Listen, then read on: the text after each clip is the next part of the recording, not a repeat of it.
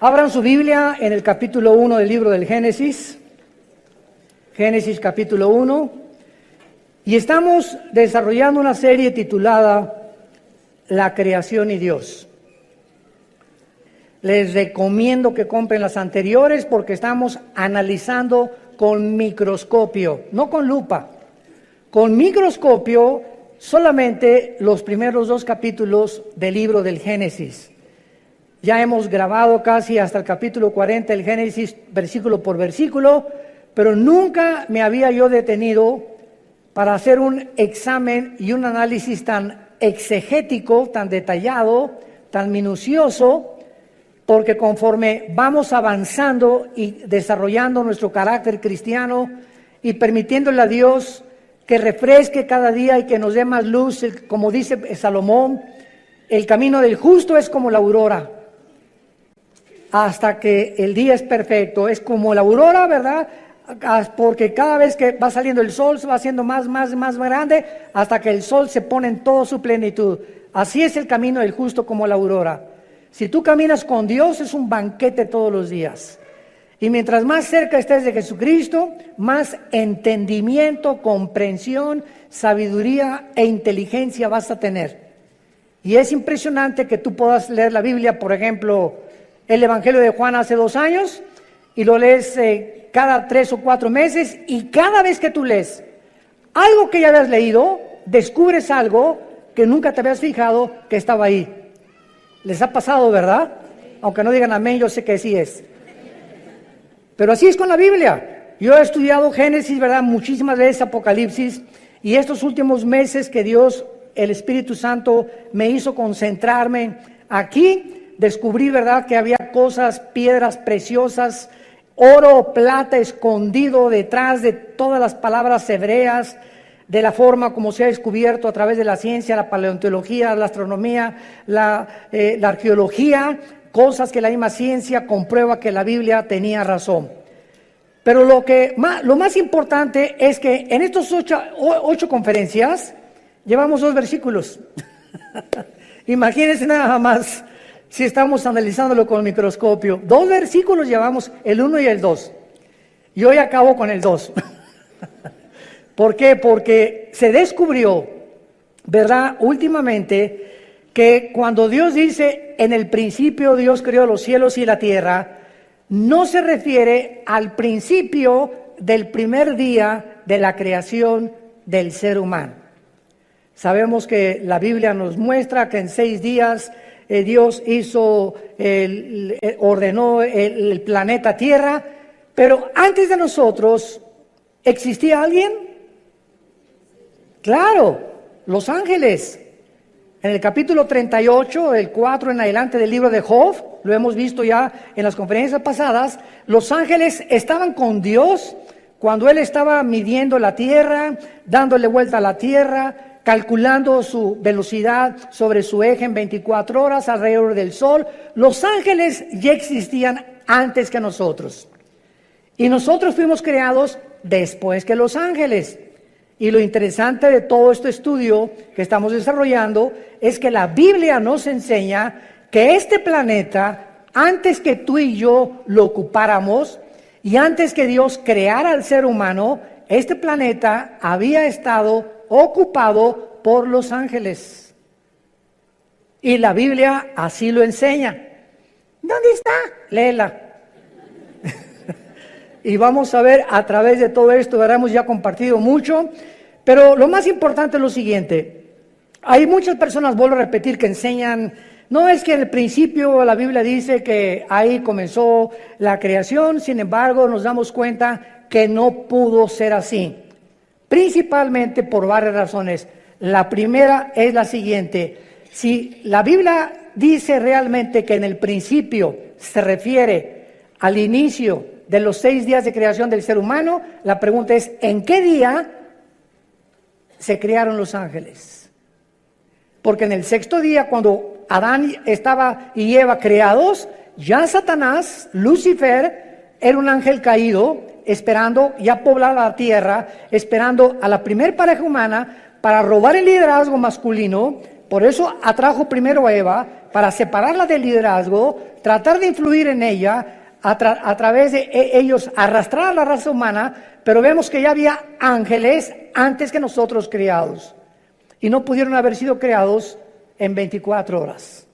Y haber caído en el segundo o en el tercer día, porque la Biblia enseña lo contrario, que Satanás, antes de que nos crea a nosotros, desde aquí planeó Isaías 14, del 12 al 14, y dijo, subiré, y si subes es porque estás abajo, ¿verdad? Entonces cuando Satanás dijo, subiré y seré como el Altísimo, es porque él estaba aquí en la tierra, y en Ezequiel 28 dice que él fue creado en Edén.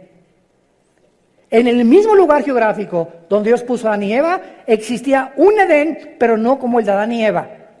Existía un Edén de piedras preciosas, porque era en lugar de plantas y ornamentación de árboles preciosos y de árboles frutales, como Dios puso con Adán y Eva, el Edén de los ángeles caídos era de piedras preciosas, y los dinosaurios habitaron en esa época antes que nosotros, que es el misterio de la arqueología y de la paleontología. Cuando existieron los dinosaurios, pues sabemos que 20 millones de años, 30 millones de años, y tienen toda la razón. Se acaba de descubrir uno en Argentina hace 2 semanas, los huesos de dinosaurios, de fósiles, y eso demuestra que si los dinosaurios, a través de la prueba del carbono 14, el potasio argón y la radioactividad, que son los métodos científicos para poder datar el origen, o por lo menos cuando las cosas comenzaron a ser, datan de 25, 30, 40 millones de años. Entonces, si los dinosaurios están datando que vivieron hace 15, 20 millones de años, ¿qué significa esto? Nosotros los seres humanos tenemos aquí en el planeta Tierra lo máximo 10,000 años, lo máximo. Se calcula que 6,000 años de historia por las genealogías, no más de eso. Pero nuestro planeta es más viejo de lo que nos imaginamos. Y de ahí los programas de Discovery Channel, los aliens, los extraterrestres. ¿Y quién hizo las pirámides de Egipto, las de Yucatán? ¿Quién les dio a los mayas el conocimiento que tenían para, sin calculadora, sin computadora, sin ningún instrumento, sin telescopios, haber datado la Tierra o el movimiento de la Tierra en 365 días, segundos, minutos y segundos? ¿Quién les enseñó a los mayas tan grande inteligencia y conocimiento? ¿Cómo es que todas las estructuras mayas en Yucatán, en Guatemala, Centroamérica, están orientadas a las constelaciones, a las Pléyades y al Orión, que menciona el libro de Job? El Orión son 7 estrellas calientes, y las Pléyadas son las constelaciones que se conocen, ¿verdad?, en el zodíaco, que Dios las hizo, pero no asociarlas con la conducta humana como la astrología. No confundan la astronomía con la astrología, ni la gimnasia con la magnesia, por el amor de Dios. Bueno, entonces hay tantos misterios que la gente no sabe. El Triángulo de las Bermudas. ¿Qué pasa en ese triángulo entre Cuba y Florida y parte del Golfo de México, donde desaparecen barcos? ¿Quién pudo haber construido las pirámides y las construcciones de Machu Picchu en Perú? En una altura impresionante, con rocas de más de 8, 15 toneladas. ¿Quién va a subirlas? ¿En qué grúa las van a subir? ¿Cómo pudieron meter más de 25, 30 mil piedras en las pirámides de Giza en Egipto de 8, 10, 15 toneladas, cuando ni siquiera a 10 kilómetros del Cairo hay piedras? Bueno, cosas así que quién las cortó que parecen mantequilla. ¿Qué sistema de impermeabilización usaron? Dicen que los egipcios, porque están en Egipto, que durante más de 8,000 años que se calcula que las pirámides se construyeron, 5, 8,000 años, ni el aire, ni el granizo, ni el viento, ¿quién pudo haber mantenido esa impermeabilización, esa estructura, para que no fueran ni siquiera erosionadas un milímetro? ¿Qué sierra ocuparon hace miles de años eléctrica para que cortara esas piedras como mantequilla? En el siglo XXI no existen ni las de esmeril ni las de punta de diamante, de acuerdo a los ingenieros ¿cómo se llama? En todo lo que es el área de la investigación científica, que corten una piedra como mantequilla de esa forma, ni los huecos que hicieron en las piedras, ni la forma como las cargaron. Todos esos misterios nos hablan que ese conocimiento se los dieron los ángeles. Y estaban aquí antes que nosotros, y estos ángeles siguen bajando al planeta Tierra y siguen comunicándose con ciertas personas y siguen haciéndonos creer que son marcianos, que son jupiterianos, que son extraterrestres. Y las mismas agencias de investigación, como la Organización de las Naciones Unidas, nombró hace 2 o 3 años a un departamento especial en la ONU, y es una señora la encargada hindú para investigar el fenómeno OVNI. Entonces, algo nos dice que hay algo más allá del espacio, pero la gente no sabe que la Biblia nos habla y nos dice que así es. Sí existen extraterrestres, pero no son jupiterianos, ni venusinos, ni marcianos, son ángeles caídos, con contacto con los hombres, dando inteligencia, dando sabiduría a muchas personas, con la única condición que le vendas tu alma al diablo.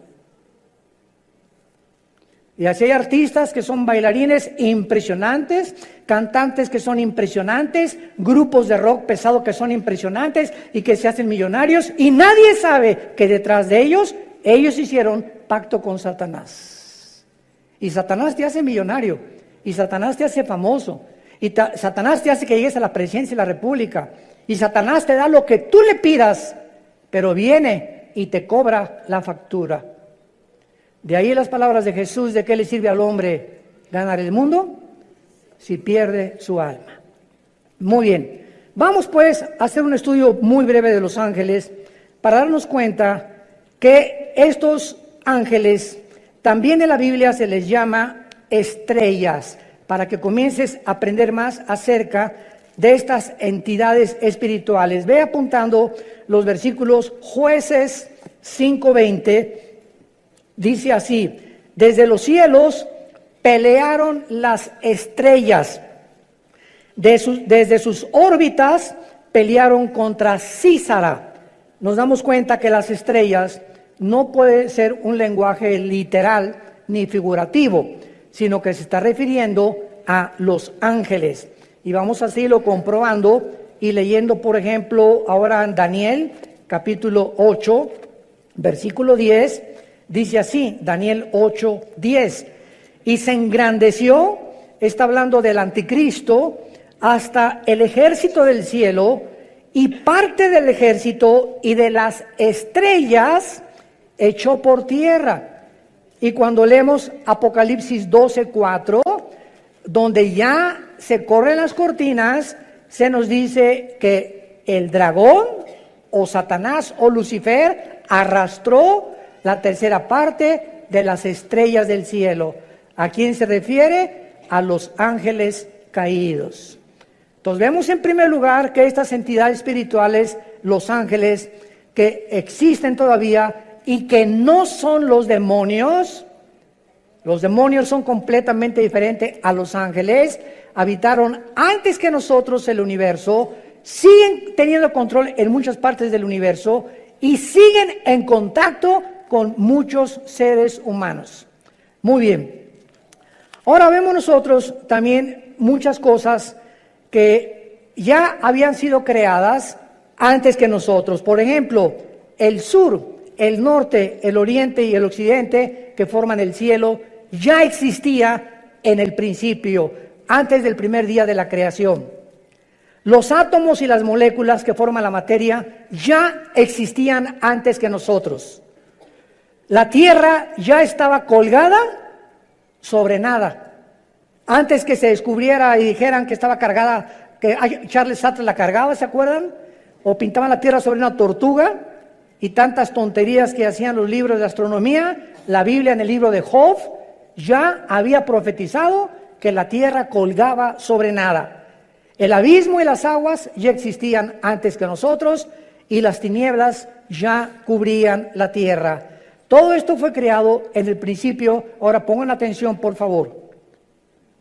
Cuando dice la Biblia, en el principio, no había ángeles, no había serafines, no había querubines, no había absolutamente ninguna criatura en el universo, ni galaxias, ni hoyos negros, ni planetas, ni estrellas, más que el Padre, el Hijo y el Espíritu Santo. Dios habita en la eternidad.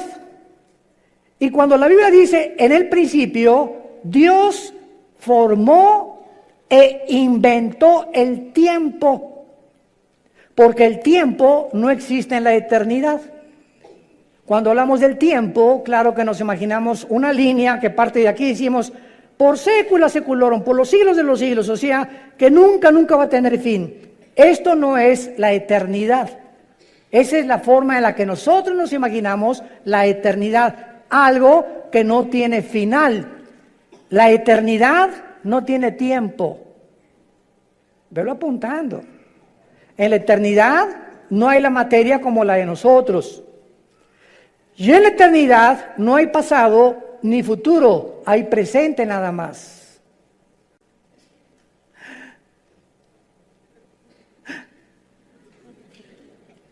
Y cuando Dios se revela a nosotros a través de Moisés, Éxodo capítulo 3, le pregunta a Moisés, ¿cómo te llamas?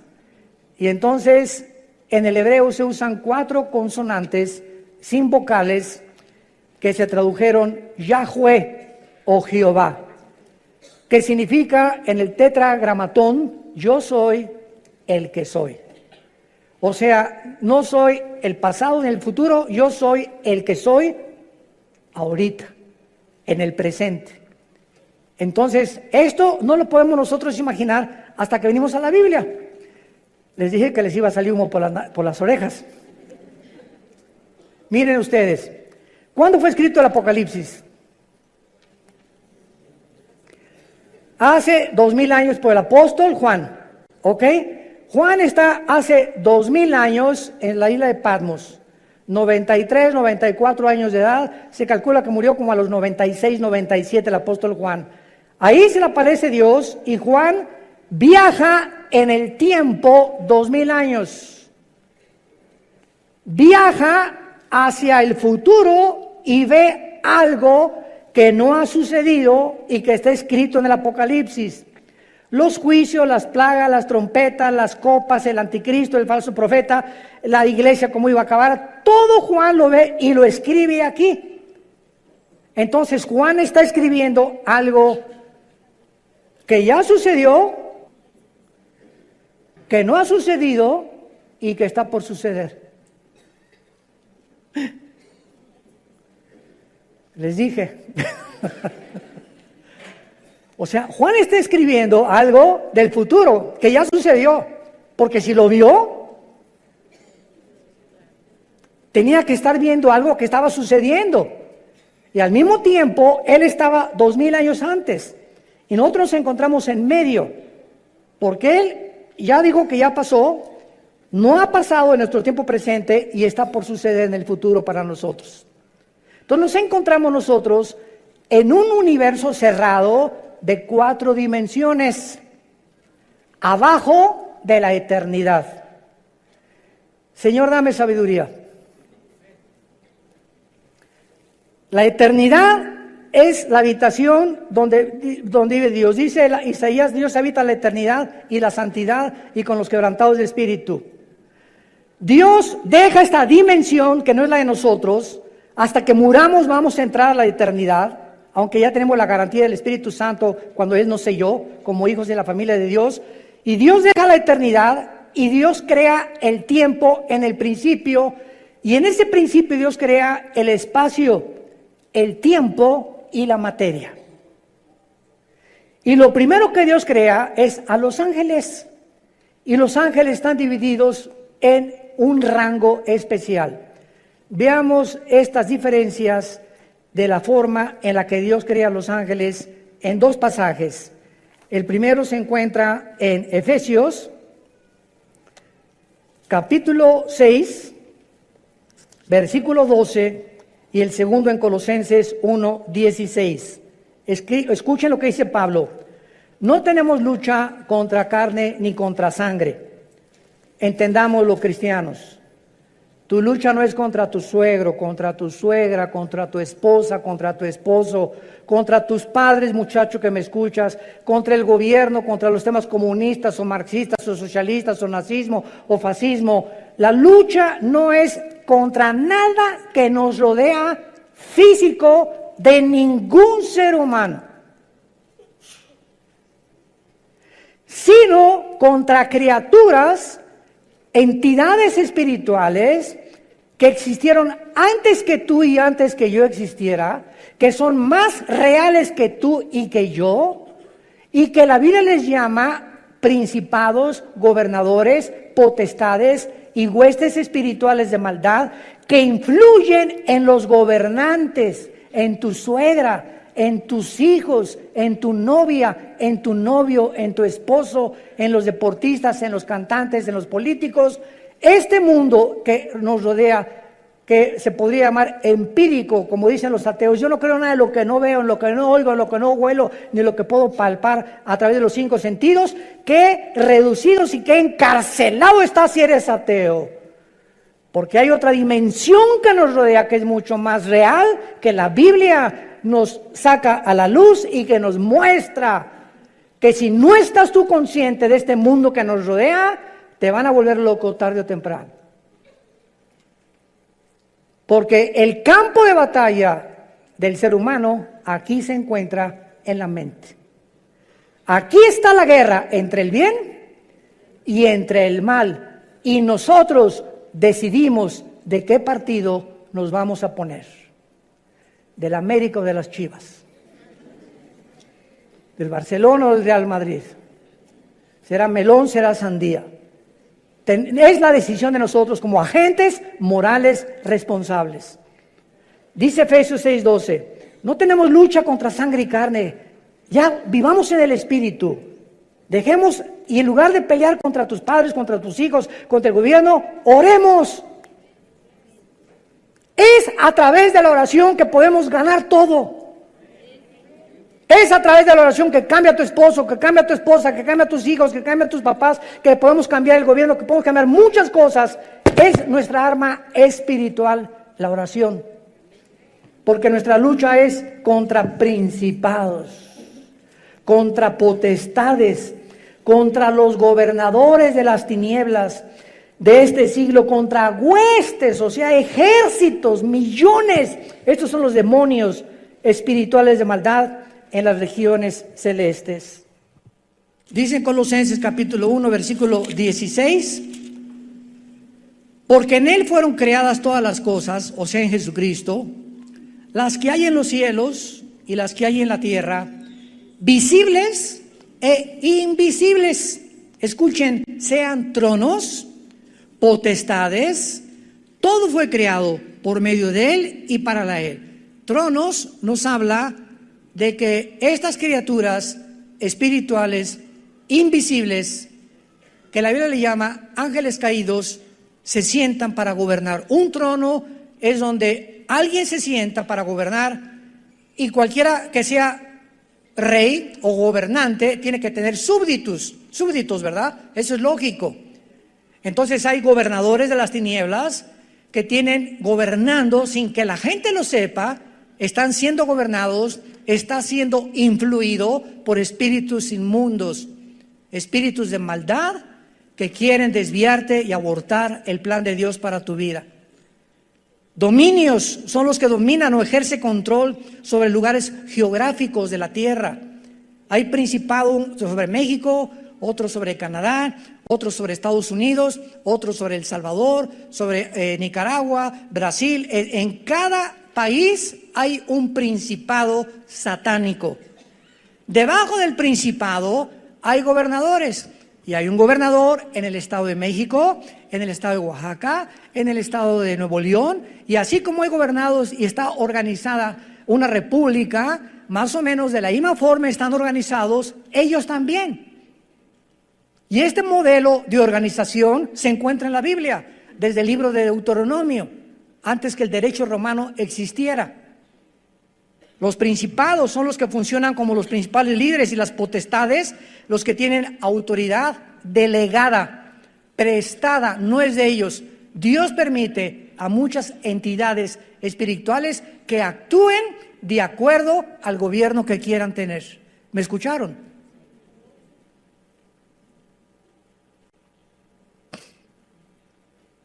Primera Samuel capítulo 8. Samuel se acerca a Dios. Señor, el pueblo no quiere que tú gobiernes. Ya no quieren la teocracia, el gobierno directo de Dios, que es el único gobierno perfecto. Y entonces Dios le dice a Samuel, deja al pueblo que ellos voten y que ellos escojan lo que ellos quieran tener. Y van a escoger, como antes no me consultaron a mí, ni me tomaron en cuenta, Dios le dice a Samuel, 1 Samuel 8, van a escoger a un hombre y Dios profetiza lo que el rey Saúl iba a hacer con Israel. Y van a escoger un hombre que va a entrar con muchas cosas, prometiendo muchas cosas, etcétera, etcétera, y los va a acabar oprimiendo y se van a arrepentir y se van a volver enemigos contra mí. Y fue exactamente lo que le pasó al rey Saúl. Acabó consultando brujas. ¿Se acuerdan a la bruja de Endor? Entonces Dios no puso a Saúl. Dios permite. No es que, como dice la Biblia, claro que él y está ejerciendo su dominio porque él es soberano. Pero muchas veces Dios permite que pasen cosas, como por ejemplo, Dios no quiere que las mujeres gobiernen la iglesia, que sean las pastoras las que gobiernen la iglesia. El liderazgo de la iglesia, el liderazgo de la familia y de las naciones se las dio Dios a nosotros varones. Pero cuando en una casa el varón no es responsable y la mujer toma las riendas de la casa y comienza la mujer a enseñarles a los niños la Biblia y a dar lecciones de moral y a darle dirección a la casa, Dios se alegra. No es que Dios quiera que ella gobierne, pero cuando el varón abandona su posición, Dios levanta aún a las piedras, las hace hablar. Cuando en la iglesia no hay hombres, Dios levanta mujeres. En cada vez que voy a mis viajes me preguntan, ¿qué opinan las mujeres pastoras? Gloria a Dios y las bendigo, porque cuando hay pastoras es porque no hay hombres, y porque no hay hombres por lo irresponsable y negligente, que ya no supieron nunca la responsabilidad ni tuvieron el valor de levantar una iglesia a ellos, y las mujeres llegan y toman el liderazgo. Dios lo permite, pero no es su voluntad, entendamos eso. Dios quiere que los hombres gobiernen las naciones.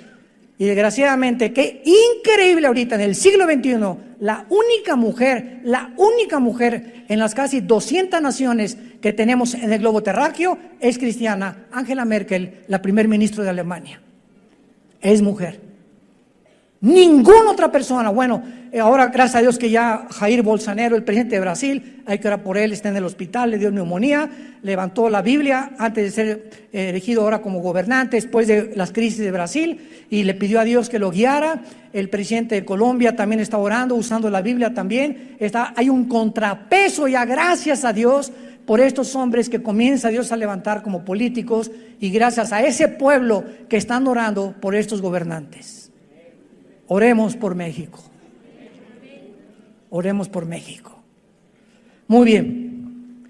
Entonces, así es como están organizados estos ángeles. Ahora, muy bien. Dentro de estas entidades espirituales, hay 6 que menciona la Biblia. Número 1, los querubines.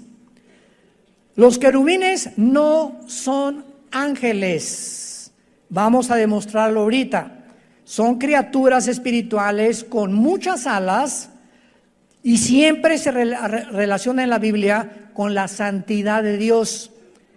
La palabra querubín en el hebreo es la palabra kruf, con K-R-U-W, grande, que significa los que adoran, los que bendicen o los que alaban.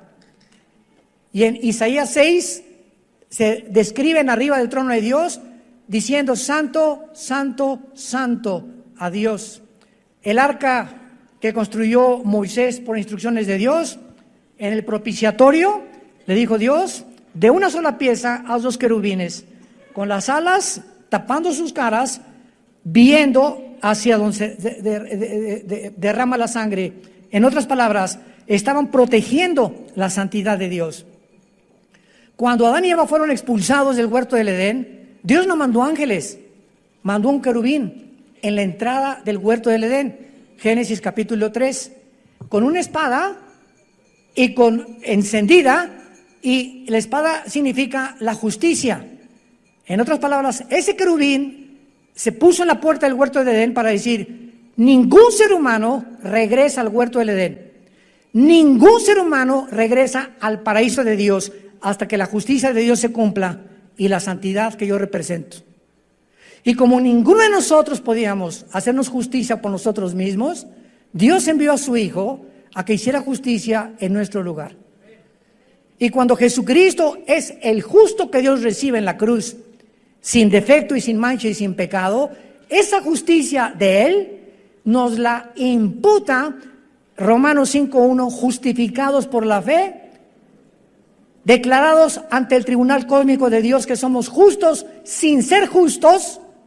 Es como un saco, como una mancha que tuviera yo aquí de tinta. Antes de Cristo, la mancha era el pecado, que Dios solamente la cubría. Hasta Cristo ningún pecado había sido borrado.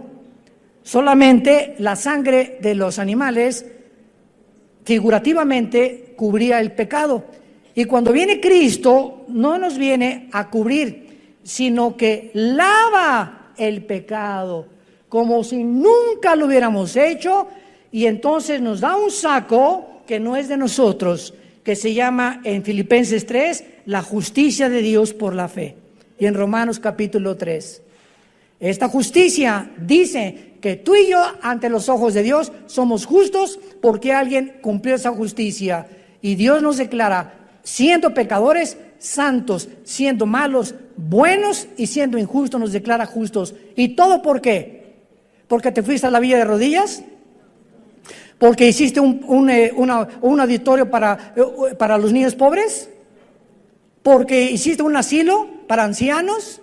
¿Porque regalaste todo tu dinero cuando te moriste? No hay nada que pueda adjudicarnos la justicia. Se llama la gracia de Dios. Un regalo que no merecemos. Es el mensaje del Evangelio de la gracia de Dios. Es el mensaje que necesita oír tu familia. Papá, Dios te quiere perdonar, pero hijo, soy un borracho, parrandero y jugador, me dicen el aventurero de Tlalnepantla. No importa, soy una prostituta, usted no me conoce, hermano. Soy lesbiana, soy homosexual. Es más, he matado a 30 personas, he abortado 15 chamacos. No importa lo que hayas hecho. Vean nomás qué mensaje tan glorioso. La sangre de Cristo te limpia de todo lo que hayas hecho.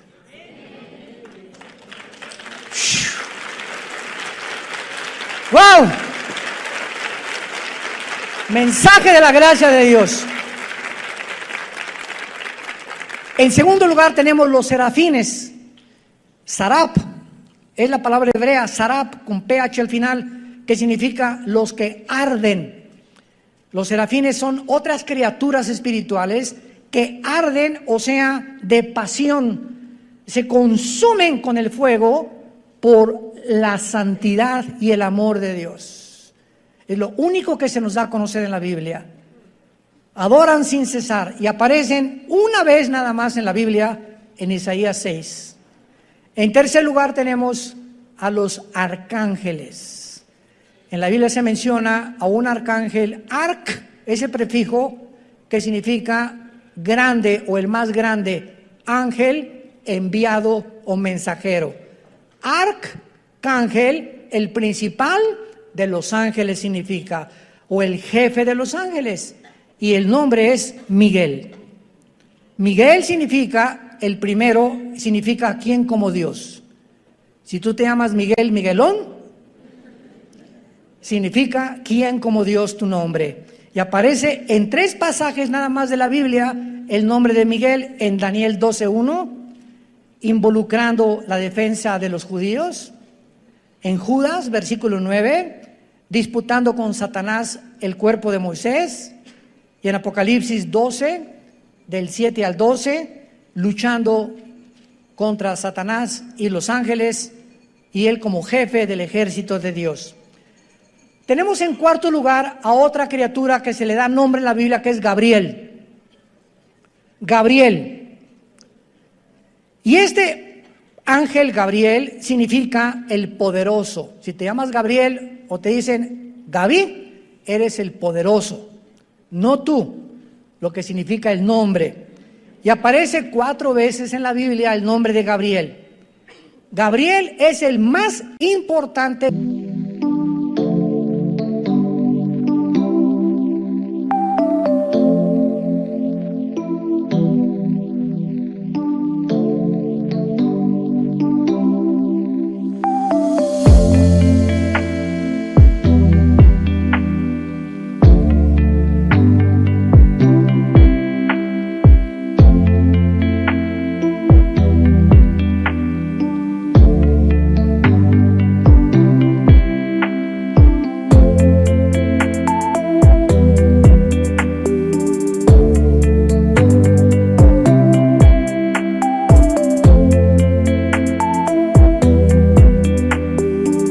Correo de Dios, el ángel que Dios ha enviado a las misiones más importantes de la tierra desde que nos creó. Gabriel aparece en Daniel 9:20, trayendo a Daniel la respuesta del cielo de las 70 semanas de lo que le queda al pueblo judío de existencia. En Lucas 1:26 y 27, en segundo lugar, él es el que le revela a María, a la Virgen María, que iba a ser madre del Hijo de Dios, de Jesús. Y en tercer lugar, en Lucas capítulo 1 versículo 8, donde le anuncia a Zacarías, el esposo de Elizabeth, que era prima hermana de María, el nacimiento de Juan el Bautista. Y Gabriel ya no vuelve a aparecer jamás en las páginas del abismo. Muy bien, tenemos en quinto lugar en Apocalipsis capítulo 9 a otro ángel que se encuentra encerrado en un lugar que se llama el abismo. El abismo se encuentra en el centro de la tierra y es donde se encuentran todos los demonios. El otro lugar es el infierno, donde se encuentran todos los espíritus humanos. Y el otro lugar, segunda de Pedro 2:4, el Tartarus, que se tradujo infierno, donde están los ángeles caídos más poderosos. Pero aquí en Apocalipsis 9, vemos nosotros en el versículo 11, que el jefe de los demonios no es un demonio, es un ángel caído, que quién sabe qué hizo el chiquito pero se quedó encerrado y va a ser liberado con todos los demonios en el tiempo de las trompetas que comiencen a sonar, tal vez en la quinta trompeta. Y dice así, Apocalipsis 9, versículo 11, tienen por rey sobre ellos al ángel del abismo, cuyo nombre en hebreo es Abadón y en griego Apolión. La palabra Apolos, Apoluni en griego significa el destructor. Entonces es el segundo más poderoso de Lucifer o Satanás, que está encerrado en el abismo y lo puso Dios como jefe, como una cárcel. Él es el guardián de esa cárcel de todos los demonios. Y finalmente tenemos a Satanás, que su nombre no es Satanás ni tampoco es el diablo. El nombre de esta criatura espiritual que era del rango de los querubines. Lo vamos a ver en las próximas conferencias en Ezequiel capítulo 28. Él era un querubín y Lucifer es el nombre del diablo. La palabra Satanás significa enemigo, apúntalo, o adversario. Viene del hebreo Satán, pero ese no es un nombre, es un título. Diablo significa acusador. Tampoco es un nombre, es un título. El nombre es Lucifer. ¿Qué cosa más irónica que significa Lucifer? El que lleva la luz, el portador de la luz.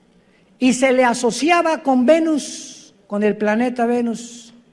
Y a los ángeles se les asocia con las estrellas. Y todo esto lo vamos a ver por qué.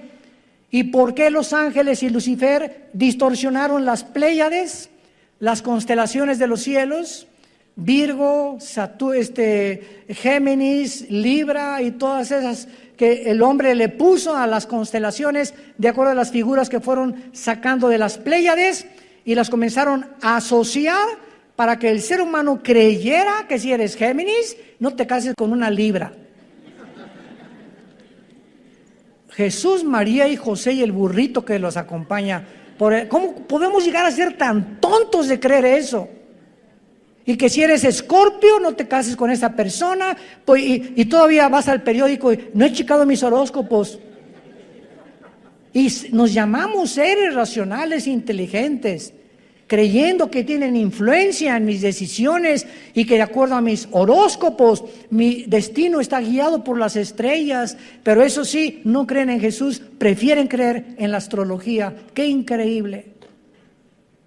La estupidez a la que el ser humano ha llegado. Profesando ser sabios, se han hecho necios. Entonces, Satanás, que es el querubín, es realmente el jefe de todos los ángeles caídos. Los querubines no cayeron, cayó un solo querubín. Los serafines no cayeron, siguen todos los serafines tal como los crió Dios. Los que cayeron fueron los ángeles. Y los ángeles son simplemente mensajeros. Criaturas que vienen de la otra dimensión a la tierra, como Gabriel, como Miguel, a traernos mensajes. A Cristo lo fortalecieron en Getsemaní, ¿se acuerdan? Cuando resucitó, lo acompañaron en la resurrección a Jesucristo. Un ángel se le apareció a José y le dijo: huye con María a Egipto porque viene ahorita una persecución. Y ellos, dice en el libro de Hebreos capítulo 1, que los ángeles son espíritus ministradores a los herederos de la salvación. Tú tienes, no te imaginas cuántos ángeles desde que te levantas hasta que te acuestas. Yo tengo cantidad de ángeles, todos los cristianos, porque dice los salmos, el Salmo 37, el ángel de Jehová acampa, o sea, ahí tiene su choza junto a nosotros, su tienda de campaña, duerme, voy, me acompaña, me subo al camión, va conmigo, etcétera, etcétera, tal vez 5, 10, no sabemos cuántos, acampa alrededor de los que le temen. El momento que tú te subes a un carro y dice la carretera, la autopista del Sol a Acapulco, 100 kilómetros y le metes 140, el ángel se baja del coche.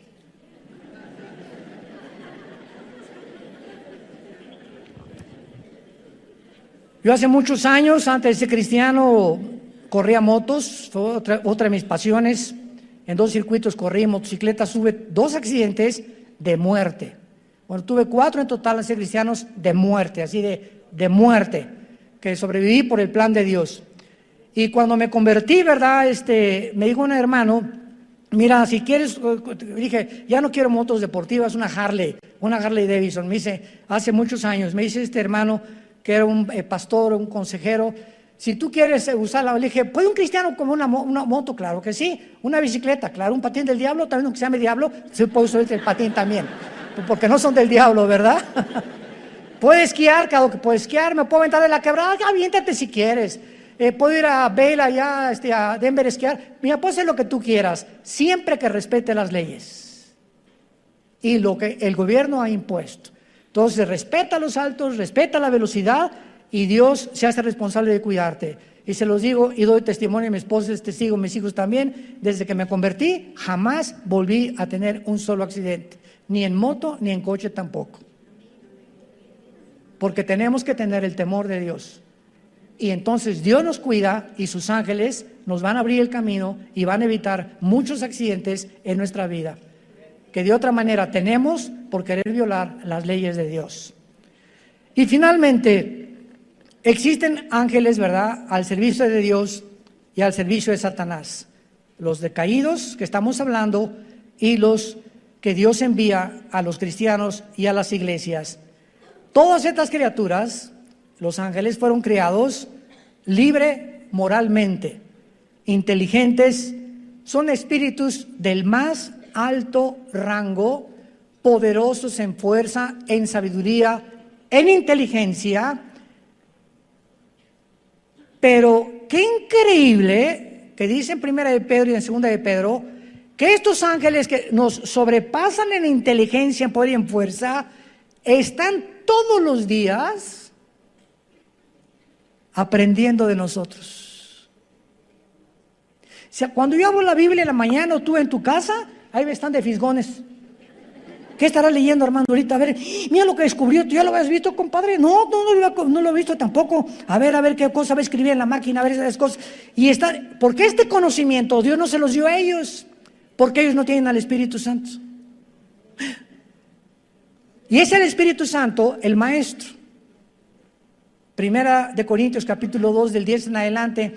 ¿Quién de los hombres conoce las cosas del Espíritu más que el Espíritu de Dios, que conoce las cosas profundas de Dios? Entonces, si alguien quiere conocer a Dios, necesita no inteligencia, no entendimiento, no sabiduría, necesita al Espíritu Santo.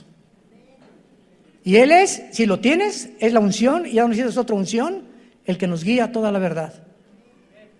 Y los ángeles están aprendiendo la gracia y la misericordia, porque para ellos, escúchame bien, no hubo perdón. Segunda de Pedro capítulo 2, no perdonó Dios a los ángeles. ¿Por qué? ¿Injusticia de Dios? No. Simplemente porque...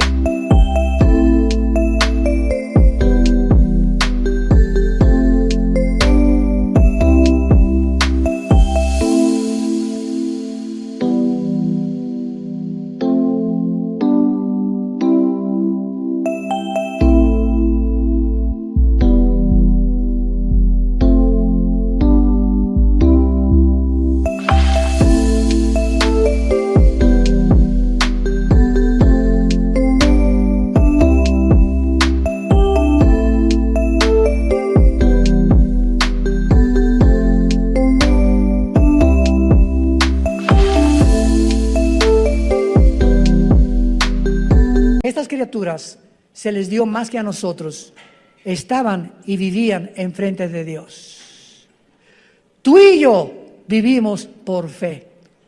Creemos en aquel que no hemos visto, le adoramos y le bendecimos sin jamás haberle visto, más que oímos su palabra como las ovejas.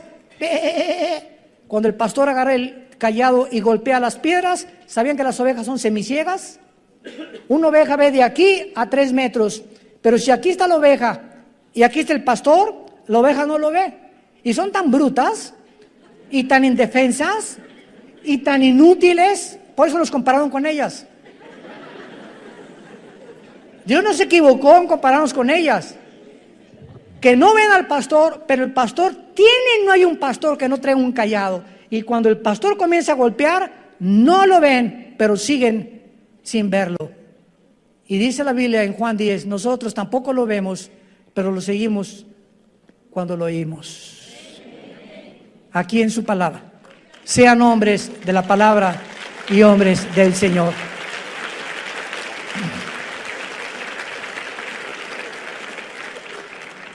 Señor, te damos gracias en esta tarde por tu santa palabra. Por regalarnos el regalo de darnos a conocer el misterio de tu voluntad. Por estarnos conformando conforme a la imagen de tu Hijo Jesucristo. Por habernos descorrido las cortinas del mundo invisible, que las personas comunes y corrientes no entienden ni conocen, y por eso el mundo está llegando a su fin. No te conocieron. Y tu pueblo perece cuando no hay conocimiento. Y como en los días de Noé, se casaban, comían, bebían, y no entendieron hasta que vino el diluvio y se los llevó a todos. No hay nada de malo en casarse, no hay nada de malo en comer, no hay nada de malo en beber, eso no es pecado. ¿Qué fue lo que no entendieron en tiempos de Noé? Lo mismo que ahora, en el siglo XXI, la gente no entiende que te necesitamos. México te necesita, Venezuela te necesita. Las familias te necesitan, Señor. Cuando el ser humano llega a comprender esto, la profunda necesidad que tenemos de ti, y que separados de ti nada podemos hacer, nuestras vidas serán transformadas. Tú cambiarás nuestra familia, nuestro destino, y tus promesas son siempre el sí y el amén. Te damos gracias, Señor, por todo lo que eres y has sido y serás por toda la eternidad con nosotros, porque te pertenecemos y pronto estaremos contigo. En el nombre de Jesús. Amén. Nos ponemos de pie para la bendición pastoral. Por favor, los que quieran pueden alzar su mano hacia acá, en señal que reciben esta bendición. Los que no, no hay ningún problema. Que Dios bendiga tu vida y tu matrimonio. Que Dios fortalezca tu familia con la palabra de Dios, y Dios bendiga el fruto que llevas en tu vientre.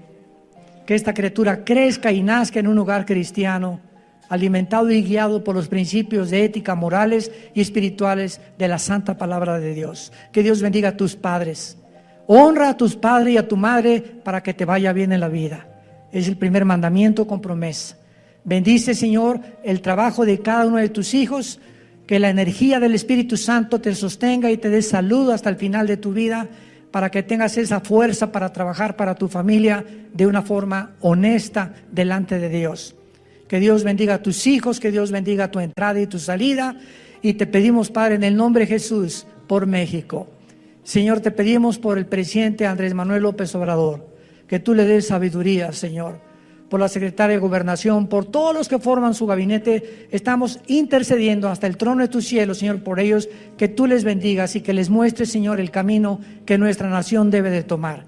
Y aprovechamos también, Padre Santo, de pedirte por el pueblo de Venezuela, de los millones de niños sin comida, enfermos, sin medicinas, que están gritando como en los tiempos del faraón en Egipto, oprimidos en la esclavitud, Señor. Que tú les fortalezcas, sobre todo a nuestros hermanos en Cristo. Fortalécelos, Padre, guárdalos del mal, y que estas campanas de la libertad suenen muy pronto, Señor, para que sean ellos libres en el nombre de Jesucristo, y puedas levantar estas naciones con el propósito de saber que es la cruz lo único que el mundo puede tener como esperanza, porque te lo pedimos y te damos las gracias en el nombre de Jesucristo. Amén.